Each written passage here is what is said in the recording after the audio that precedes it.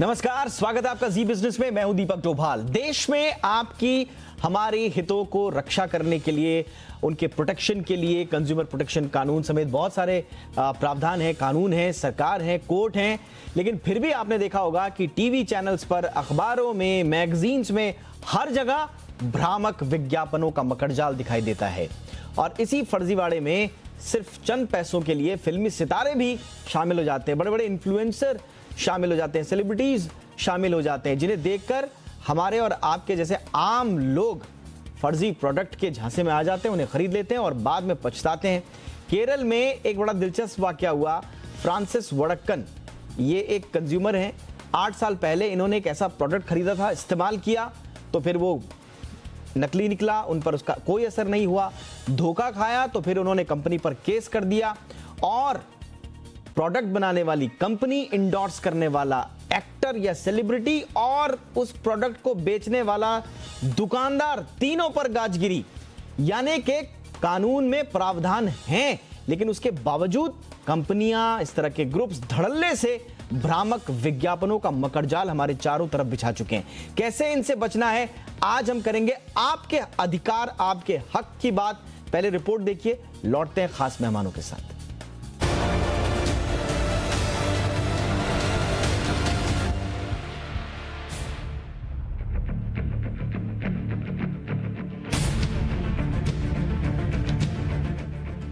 आपकी TV screen पर देख रहे ये शख्स हैं फ्रांसिस वडक्कन, जो केरल के त्रिशूर जिले में रहते हैं और वहीं पर एक छोटी सी दुकान चलाते हैं। आज से करीब 8 साल पहले फ्रांसिस वडक्कन ने टीवी पर एक विज्ञापन देखा, जो कि बाल उगाने वाली क्रीम का था। विज्ञापन का प्रमुख चेहरा थे जाने माने फिल्म सेलिब्रिटी अनूप मेनन, जो बता रहे थे कि कैसे क्रीम का इस्तेमाल करने से सिर्फ 6 महीने में काले घने बाल उग जाएंगे। फ्रांसिस वडक्कन पर भी विज्ञापन का असर हुआ। उन्होंने एक मेडिकल स्टोर से विज्ञापन में बताई धात्री हेयर क्रीम खरीदी। फ्रांसिस ने धात्री हेयर क्रीम के लिए 376 रुपए चुकाए। बड़ी उम्मीद के साथ उन्होंने क्रीम का इस्तेमाल शुरू किया, लेकिन बालों में कोई फर्क नहीं दिखा। इसके बाद में उन्होंने कंपनी को इसके लिए चिट्ठी लिखी, लेकिन कंपनी ने जवाब में उन्हें कहा कि फ्रांसिस को कुछ भी पूछने का अधिकार ही नहीं है। इससे नाराज होकर कंज्यूमर कोर्ट में फ्रांसिस ने इसकी शिकायत कर दी। 8 साल बाद कोर्ट ने फ्रांसिस वडक्कन के हक में फैसला सुनाया। कोर्ट ने अपने फैसले में कंपनी और अनूप मेनन पर 10-10 हजार रुपए का जुर्माना लगा दिया। साथ ही उस फर्जी क्रीम बेचने वाली दुकान पर भी 3000 रुपए का जुर्माना लगा दिया। कंज्यूमर के अधिकारों की रक्षा के लिए देश में कंज्यूमर प्रोटेक्शन एक्ट है, जिसमें मौजूदा सरकार ने कई बदलाव कर उसे और मजबूत बनाने की कोशिश की है। जान लेते हैं कि इस कानून में है क्या। इस कानून के तहत कंज्यूमर प्रोटेक्शन काउंसिल का प्रावधान है। कोई कहीं से भी कंज्यूमर फोरम में शिकायत कर सकता है। E commerce, online, direct selling और टेलीशॉपिंग कंपनियां कानून के दायरे में आ गई हैं।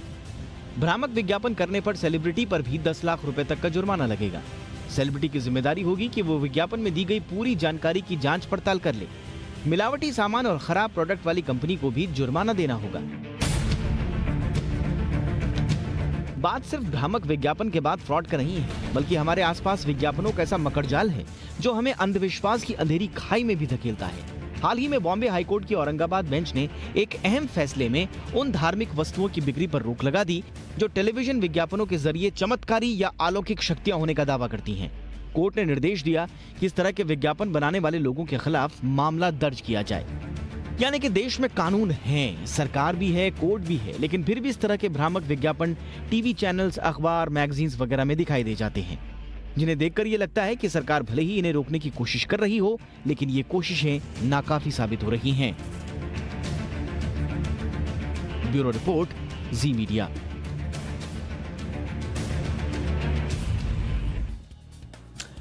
तो चलिए, भ्रामक विज्ञापनों का मकड़जाल हमारे चारों तरफ है और ये आज का दर्द नहीं है, ये आज का पेन पॉइंट नहीं है। इस पर सालों से बहस हो रही है।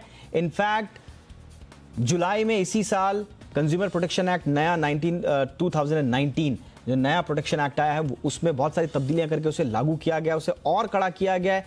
लेकिन उसके बावजूद हम देख रहे हैं कि ये फर्जी विज्ञापनों का, फर्जी होने के साथ साथ एक तो फर्जी जो सीधे सीधे पकड़ में आ जाएगा कि फर्जी है, एक होते हैं भ्रामक, जिनमें आपको बड़ी थिन लाइन होती है, पकड़ में नहीं आएंगे आसानी से, लेकिन आपको वो पूरी शिद्दत के साथ बेवकूफ बनाने में जुटे हुए हैं। ऐसा क्यों है और कब इन पर लगाम लगेगी? कानूनों में क्या कहीं कोई कमी रह जा रही है? इस पर आज विस्तार से बातचीत करेंगे। 3 खास मेहमान मेरे साथ जुड़ रहे हैं।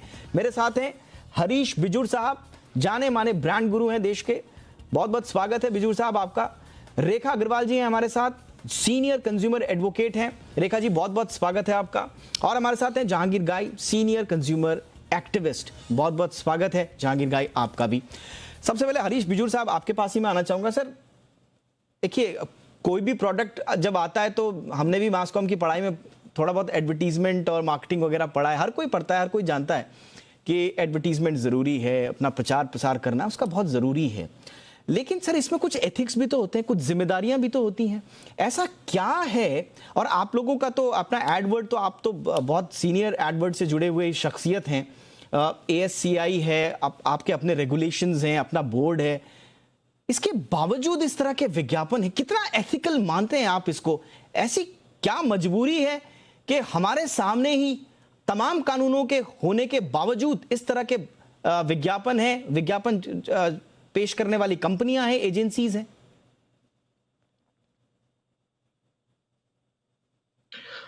देखिए, मार्केटिंग की दुनिया में और ग्राहक की दुनिया में बहुत तरह के प्रोडक्ट्स और सर्विसेज रहते हैं। 2 तरह के सर्विसेज रहते हैं और प्रोडक्ट्स रहते हैं। एक तो है reliable and products which are completely okay, और दूसरी ऐसी होती है जो अनरिलायबल प्रोडक्ट्स होते हैं, जिनको आप फर्जी बुला सकते हैं या भ्रामक बुला सकते हैं। अगर 100 प्रोडक्ट्स हैं तो शायद 10 प्रोडक्ट्स ऐसे हों जो भ्रामक या फर्जी हों। मेरे हिसाब से ये बात है कि ये एथिकल नहीं है कि कोई भी भ्रामक प्रोडक्ट कंज्यूमर को चॉइस दिया जाए। ये आप पिकअप कर सकते हैं, या फर्जी प्रोडक्ट्स।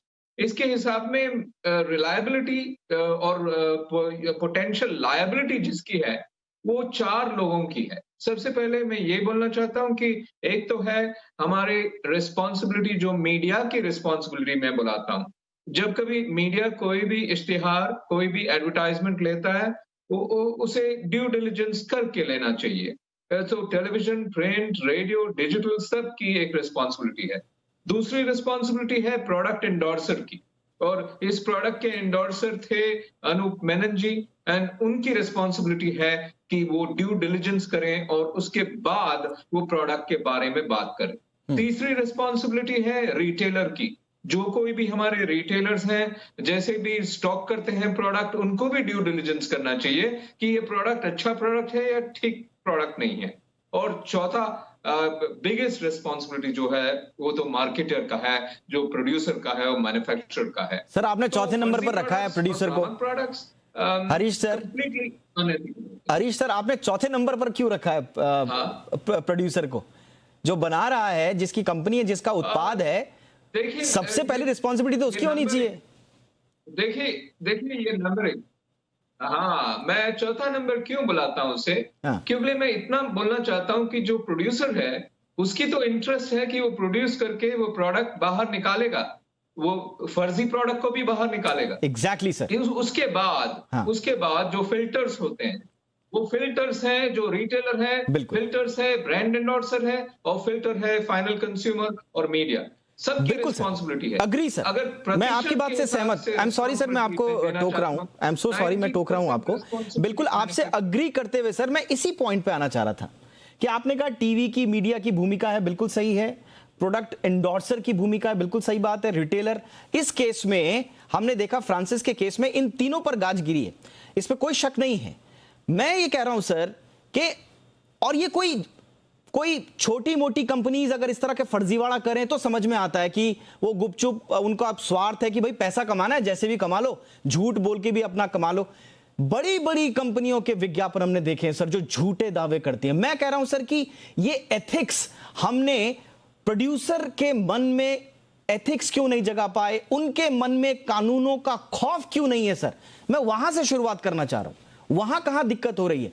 क्या वाकई में बेखौफ हैं ये लोग, या पैसे कमाने में इतने अंधे हो चुके हैं कि इनको कुछ नहीं दिखाई दे रहा है?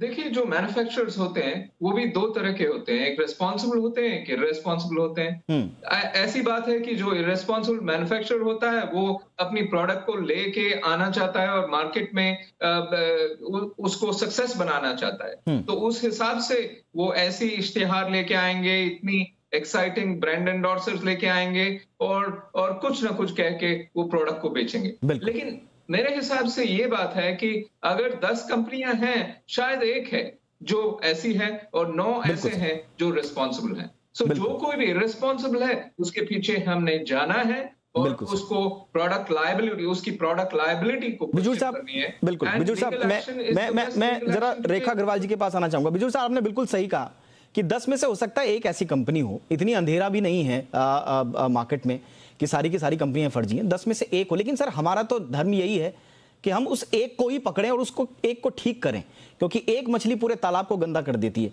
रेखा अग्रवाल, खौफ नहीं है इन लोगों में बिल्कुल भी कानून का? वो डर हम पैदा ही नहीं कर पाए। पैसा कमाना है, प्रोडक्ट बेचना है, कुछ भी बोल के बेच दो। आपने बिल्कुल सही कहा कि ये जो व्यापार है, जो किसको कहते हैं कि धंधा है, जो जैसे हरीश जी ने भी कहा कि जो प्रोड्यूसर है उसको तो अपना माल बेचना है, चाहे वो फर्जी माल हो चाहे वो असली माल हो। तो उस पैसे कमाने की धुंध के अंदर बहुत ही दुख की बात है। मैं आपके सवाल का जवाब यही कह सकती हूँ इसके जवाब के अंदर कि कानून, इतने पुख्ता कानून होने के बावजूद आज भी एक ऐसा हम अपने देश के अंदर देख रहे हैं कि जो एक कंज्यूमर है उसको टेकन फॉर ग्रांटेड लिया जाता है कि भाई पैसे बनाने के नाम पर कुछ भी मार्केट के अंदर निकाल दो, वो बुक ही जाएगा। और पर्टिकुलरली ये जब सेलिब्रिटीज़ हैं, जो फिल्म स्टार्स हैं, क्रिकेटर्स हैं, हीरोइंस हैं, बड़ी बड़ी हीरोइंस हैं, जब वो किसी कोई साबुन का कोई एडवर्टीजमेंट कर रही है, कोई फेयर एंड लवली क्रीम का कर रही है कि, और हर आदमी जो है, एक ह्यूमन साइकोलॉजी होती है कि वो अपने आप को और अच्छा बनाना चाहता है और अपने जो एक्टर्स एंड एक्ट्रेसेस जिनको वो अपना आइडल मानता है, उसको लगता है कि भाई अगर मैं फेयर एंड लवली क्रीम इस्तेमाल करूंगी तो शायद मैं ऐश्वर्या राय की तरह सुंदर लग जाऊंगी, या मैं फलाने प्रोडक्ट को यूज करूंगी जैसे फ्रांसिस के साथ हुआ कि मैं इस तेल को इस्तेमाल करूंगा तो मेरे घने घुंघराले बाल हो जाएंगे।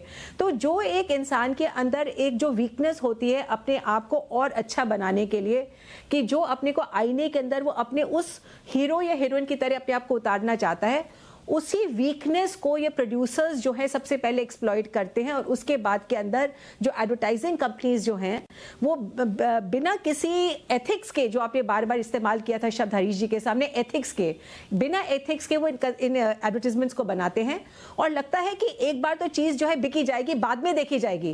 तो जो हमारे देश के अंदर एक कानून के मामले में दो जो हमारे कानून के रखवाले हैं, एक है पुलिस और एक है कोर्ट, दोनों के लिए एक बहुत, जैसे कहते हैं ना कि एक जो एटीट्यूड है वो ये है कि दोनों कुछ नहीं कर सकते हैं। पुलिस जो है वो भी निकम्मी है, पुलिस को ब्राइब देके किसी भी तरीके से मैनेज कर सकते हो, और कोर्ट में तो कुछ होता ही नहीं है। कोर्ट में क्या होता है, कोर्ट में सिर्फ तारीखें मिलती हैं। पर इतने पुख्ता कानून होने के बाद भी जो हमारा 1986 का कानून था, कंज्यूमर प्रोटेक्शन एक्ट, उसके अंदर भी डेफिशिएंट और गुड्स एंड सर्विसेज के लिए प्रावधान था। अगर कोई भी आप चीज खरीदते हैं, कोई वस्तु खरीदते हैं या कोई सेवाएं खरीदते हैं जिसके अंदर कुछ कमी होती है, उसके लिए प्रावधान था, पर एक स्पेसिफिक तरीके से प्रावधान नहीं था सेलिब्रिटी एंडोर्सर्स के लिए, कि जो इस तरह के प्रोडक्ट्स को एंडोर्स करते हैं भ्रामक एडवर्टाइजमेंट्स के लिए।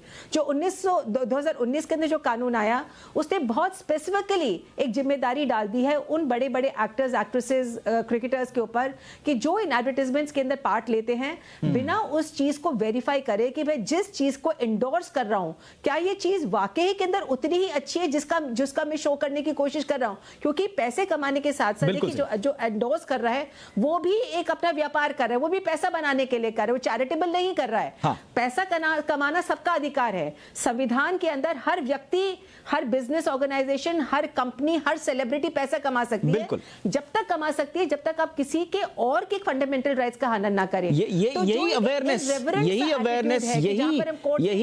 अवेयरनेस नहीं है। और मुझे लगता है ये, अब जब हम बात करते हैं रिस्पॉन्सिबिलिटी की, एथिक्स की, तो ये बड़ा वेग सा हो जाता है, बड़ा एक खुला समंदर है। इसमें आप बहुत तरह की चीजें बोल सकते हो, बहुत तरह की चीजें इसमें डिस्काउंटेड भी होती हैं। बट मैं जहांगीर साहब आपके पास आना चाहूंगा। जहांगीर गाई साहब, आपका एक लंबा अनुभव रहा है कंज्यूमर एक्टिविज्म का। प्रॉब्लम कहां नजर आती है सर आपको? ये दिक्कत देखिए, बहुत इस पे लंबी बहस हुई। हम अब कानून कितने गिनाएं आपको, अभी तो हम कंज्यूमर प्रोटेक्शन एक्ट की बात कर रहे हैं, बट इसके अलावा भी अभी बॉम्बे हाई कोर्ट ने, औरंगाबाद जो पीठ है बॉम्बे हाई कोर्ट की, उन्होंने तो अभी काला जादू अधिनियम की धारा 3 के तहत जो है एक बैन किया है कि भाई आप जो चमत्कारिक जो चीजें होती हैं, तो कहने का मतलब ये कि कानून बहुत हैं, बैन लगाने के लिए आपके पास सिर्फ कंज्यूमर प्रोटेक्शन एक्ट भी नहीं है, आप चाहें तो दूसरे कानूनों के दायरे में भी इन सब चीजों को लाकर कानूनी जामा पहना सकते हैं। सवाल यह है कि इन कानूनों के बावजूद, इन बहस मुबाहिसों के चर्चा होने के बावजूद, ये भ्रामक विज्ञापन हमारे बीच में मौजूद हैं। दिक्कत कहां है सर, कहां एड्रेस करना है, किस इशू को? दिक्कत है जो इम्प्लीमेंटेशन ऑफ द लॉ है, उसमें दिक्कत है। अभी आप देखिए, यही केस जिसके बारे में अपन आप चर्चा करते हैं, तो उसमें 8 साल लगा कोर्ट को, और वो भी रेगुलर सिविल कोर्ट को नहीं, कंज्यूमर कोर्ट को, जिनका time limit for deciding cases है 3 महीना। मैक्सिमम टेस्टिंग होगा, लेबोरेटरी टेस्टिंग, तो 5 महीने में केस डिसाइड होता मांगता है। उसका 3 साल नहीं, 5 साल नहीं, लेकिन 8 साल लग गया। तो उतने टाइम में जो पैसेज ऑफ टाइम होता है, वो टाइम में जो भी मैन्युफैक्चरर है वो उनका प्रॉफिट बना लेते हैं, ग्राहक को ड्यूप करके, ग्राहक को मिसरिप्रेजेंट करके वो उनका कमाई बना लेते हैं। और उसके अलावा मोस्ट इम्पोर्टेंट क्या है, अगर आप खड़े रहेंगे एज अ मॉडल, कि मैं खड़ा रहूंगा एज अ मॉडल, तो अपना इम्पैक्ट इतना नहीं होता है। जब इस सेलिब्रिटी खड़ा रहता है, लाइक एनी क्रिकेटर और एक्टर, जिनके पीछे लोग भागते हैं, जिनको लोग कॉपी करना चाहते हैं, वो एक चीज बोलते हैं तो उनका क्रेडिबिलिटी ज्यादा रहता है। बिल्कुल। और सेलिब्रिटीज है, उनके पास इनफ पैसा है, उसलिए तो वो सेलिब्रिटी बन गया है। सेलिब्रिटी बनने के बाद उनको कुछ सोसाइटी और समाज से कुछ रिस्पॉन्सिबिलिटी नहीं है कि पैसे के लिए, उनका ग्रीड के लिए वो कुछ भी क्या बोलते हैं, कुछ भी ब्रांड प्रमोट कर लेते हैं without knowing whether it is genuine और नॉट। तो वो इररिस्पॉन्सिबल एडवर्टाइजिंग है। Advertising standards council of India ने सेलिब्रिटीज के लिए एक कोड बनाया है, उसलिए कि ऐसी एडवर्टाइजमेंट्स को वो तो फर्जी और भ्रामक प्रचार पर आज हम बात कर रहे हैं, जिसका शिकार अक्सर आप और हम जाने अनजाने हो जाते हैं। हमें पता भी नहीं चलता है कि हम फर्जीवाड़े का शिकार हो गए, किसी भ्रामक विज्ञापन के झांसे में आ गए, और जब तक हमें रियलाइजेशन होता है तब तक बहुत देर हो जाती है। केरल का आज हम उदाहरण ले रहे हैं, जहां पर एक कंज्यूमर ने बाल झड़ने के बाद बालों को वापस उगाने की और काला करने की एक क्रीम लगाई थी। 8 साल तक उन्होंने केस लड़ा, अंततोगत्वा उन्हें जीत मिली, और कंज्यूमर फोरम ने जो कंपनी है प्रोडक्ट बनाने वाली, उसे बेचने वाला रिटेलर और उसको एंडोर्स करने वाला सेलिब्रिटी, तीनों के ऊपर जुर्माना लगाया। तो आज हम इसी पर बात कर रहे हैं कि ये इस तरह की वानगी कम क्यों दिखाई देती हैं हमारे समाज में, कब फर्जी प्रचार का मकड़जाल खत्म होगा, आज इस पर चर्चा कर रहे हैं। हरीश जी, सॉल्यूशन पे आते हैं सर। आप अब हमने समझ लिया कि मामला, प्रॉब्लम कहां है, प्रॉब्लम एरियाज कहां पर हैं। आपकी नजर में इसका सॉल्यूशन क्या हो सकता है? क्या इसके सॉल्यूशन वही होंगे पुराने की एथिक्स लाया जाए, मॉनिटरिंग बढ़ाई जाए, रिस्पॉन्सिबल बनाया जाए सबको, या इसका कोई ठोस सॉल्यूशन भी निकलेगा सर? देखिए, एथिक्स की बात हम छेड़ें तो वो बहुत फिलोसॉफिकल बन जाता है जी, क्योंकि मार्केट में एथिक्स है ही नहीं। सच में मैं बोलूं, एक बात मैं लेना चाहता हूं, आपने गंगोत्री की बात छेड़ी, तो मैं ये मार्केटिंग की गंगोत्री की बात कर रहा हूं। तो मार्केटिंग के गंगोत्री में 4 स्टेजेस होते हैं। सबसे पहले होता है जो प्रोड्यूस करता है प्रोडक्ट को, प्रोडक्ट प्रोड्यूसर से फ्लो करता है, फ्लो आउट होने पर कोई उसको कैरी करता है, और रिटेलर और होलसेलर्स हैं वो प्रोडक्ट को कैरी करते हैं। और तीसरी लिंक ये होती है, ये प्रोडक्ट को प्रमोट किया जाता है, तो गंगोत्री और चलती है और प्रमोट किया जाता है मीडिया पे। और चौथा लास्ट पॉइंट ऑफ हॉल्ट होती है जो कंज्यूमर के पास होता है, क्योंकि consumer is God, consumer is the person जो पैसा देता है और खरीदता है और कंज्यूम करता है। तो सॉल्यूशन तो एक ही है, सॉल्यूशन बॉटम है, अप है, सॉल्यूशन टॉप डाउन नहीं है। इस हिसाब से मैं क्या कहना चाहता हूं, सॉल्यूशन प्रोड्यूसर एंड में नहीं है, क्योंकि producer is a selfish entity.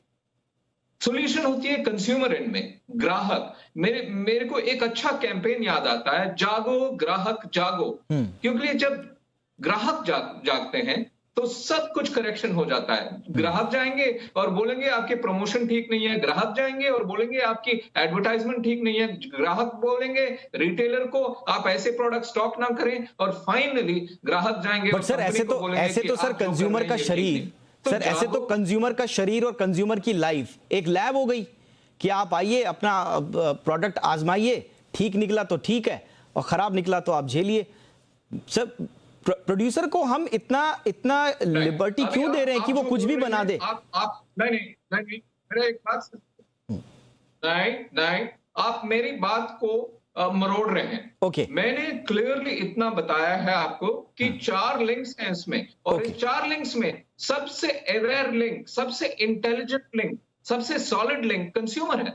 सो ग्राहकों को हमने जगाना है, कंज्यूमर प्रोटेक्शन एजेंसीज ने एजुकेशन देना है ग्राहकों को कि आप ऐसे प्रोडक्ट्स को ना छोड़े मार्केट में। वो सही बात है। ठीक है, तो बिल्कुल हरी जी जो कह रहे हैं, रेखा जी, हरी जी जो कह रहे हैं वो ग्राहकों को जागरूक करने की बात तो वो कह रहे हैं, लेकिन सवाल ये है कि क्या हम एक लोकतंत्र में रहते हैं, हमारे पास सरकारें हैं, क्या हम ग्राहक तक आने का वेट करें उस प्रोडक्ट के, या उससे पहले भी हम कुछ चेक लगा सकते हैं? देखिए, ये तो जब मार्केट के अंदर कोई प्रोडक्ट आता है उसके पहले ही, जिस गंगोत्री की बात आप कर रहे थे और हरीश जी ने भी रिफर किया, उसी गंगोत्री पे मैं वापस ले जाती हूँ। तो गौमुख के ऊपर ही उस प्रोडक्ट की चेकिंग होनी चाहिए, क्वालिटी कंट्रोल होना चाहिए, और जो एडवर्टीजमेंट्स उस प्रोडक्ट को इंडोर्स करते हैं आगे वहीं पर चेक होना चाहिए कि फर्ज करें कि आप कोई, जैसे इस हेयर क्रीम की बात करते हैं, वो हेयर क्रीम जो है जब प्रोड्यूसर ने बनाई, मैन्युफैक्चरर ने बनाई और उसको मार्केट में लेके आए, तो उन्होंने उसी समय कुछ अपने रिक्वायरमेंट्स, जो अपने उस प्रोडक्ट की जो क्वालिटीज हैं वो बताई होंगी एडवर्टाइजर को कि देखिए ये मेरा जो प्रोडक्ट है इससे बाल जो है बहुत काले और घने हो जाते हैं। तो उसी समय जो क्वालिटी कंट्रोल डिपार्टमेंट है उस कंपनी का, उनकी जिम्मेदारी बनती है कि क्या जो चीज हम पास ऑन कर रहे हैं, जो एक मैंडेट दे रहे हैं, आप एक मैंडेट दे रहे हो एडवर्टाइजर को कि देखिए मेरे प्रोडक्ट के ये हाइलाइट्स हैं, आप इनको हाईलाइट करके मार्केट के अंदर एडवर्टाइजमेंट बनाइए जो इन क्वालिटीज को। आपने सही कहा Rekha ji, I am sorry मेरे पास वक्त की कमी है, और आपने सही कहा। यहां पर मैं ये जोड़ना चाहूंगा कि बिल्कुल लाइसेंस देने वाली भी सरकारी एजेंसीज हैं, प्रोडक्ट क्या बन रहा है, उसका एंड यूज कौन होगा, उसका एंड यूजर कौन होगा, क्या उसको उसके फायदे होंगे, ये सब तो सरकारी एजेंसीज के सामने भी होता है। जो उसको लाइसेंस दे रही है मैन्युफैक्चरिंग का, वहां पर भी चेक होना चाहिए। फाइनल में आऊंगा सर जहांगीर गाई साहब, मुझे बताइए सर कि संक्षेप में अपने अनुभव से मुझे बताइए, एक कंज्यूमर आज किसी फ्रॉड का शिकार हो जाता है, हमने देखा हर किसी के पास फ्रांसिस जैसा पेशेंस नहीं है कि 8 साल तक वो लड़ाई लड़े, लेकिन एक आम कंज्यूमर के लिए आप क्या टिप देंगे अगर उसके साथ कोई फ्रॉड हो गया है, वो क्या करे? सबसे पहला हम लोग भूल गए हैं, ये लिंक जो बताया है उसमें the role of the advertising agency. जो एडवर्टाइजिंग एजेंसी एडवर्टाइजमेंट बनाती है उनकी भी कुछ जिम्मेदारी रहती है। बिल्कुल। तो पहला मैन्युफैक्चरर, अभी ये जो प्रोडक्ट मार्केट होता है तो कंज्यूमर क्या आपका गिनी पिग है कि वो ट्राई करके देखेगा कि प्रोडक्ट करेक्ट है कि नहीं है, उसकी बाद केस फाइल करके देखेगा, 8 साल लड़ाई करेगा, उनका पैसा जाएगा उस लड़ाई में, और कॉम्पेंसेशन कितना मिला उनको? 3000 रुपये। वही 8 साल में कंपनी ने कितना प्रॉफिट बनाया, कितने करोड़ों बनाए, कितने लाखों बनाए प्रॉफिट। तो जो डेटरेंट एक्शन जो होना मांगता है, courts must be alive to practical aspect. Yes, अभी मैं किसी को लूटता हूं तो ये एक आदमी गया कोर्ट में, उनको 3000 मिला, 5000 मिला, 3 लाख भी मिला, फिर भी कंपनी फायदा में है, तो क्यों नहीं मैं कंटिन्यू करूं ऐसा अनफेयर ट्रेड प्रैक्टिसेस? जहांगीर गाई साहब, आपने एक शब्द का इस्तेमाल किया, डेटरेंस। मुझे लगता है कि आज की चर्चा का क्रक्स ये डेटरेंस ही है। भयादोहन इसे हिंदी में कहा जाता है, यानी कि भय, डर, कानून का डर। एथिक्स को छोड़ दीजिए, नैतिकता की हम बात ही नहीं कर रहे हैं, नैतिकता कहां है उसकी हम चर्चा ही नहीं करेंगे, लेकिन कानून तो है इस देश में, उसका डर, उसकी डिटरेंस क्यों नहीं है मैन्युफैक्चरर्स में, एडवर्टाइजर्स में, एंडोर्सर्स में? ये एक बड़ा सवाल है। कानून जरूर आया है, कंज्यूमर प्रोटेक्शन एक्ट नया, नए प्रावधानों के साथ लागू है हमारे देश में, सारे प्रावधान मौजूद हैं, लेकिन इंप्लीमेंटेशन सही तरीके से नहीं होगा तो फिर भय भी पैदा नहीं होगा। ये सबको समझने की आवश्यकता है। आज हमारी चर्चा में शामिल होने के लिए तीनों मेहमानों का बहुत बहुत शुक्रिया। हरीश बिजूर साहब जुड़े हमारे साथ, उनका शुक्रिया। Rekha Agarwal, thank you so much ma'am, आपने वक्त निकाला। जहांगीर गाई साहब, आपका भी बहुत बहुत शुक्रिया। इसी के साथ आज के शो में इतना ही, इजाजत दें, नमस्कार।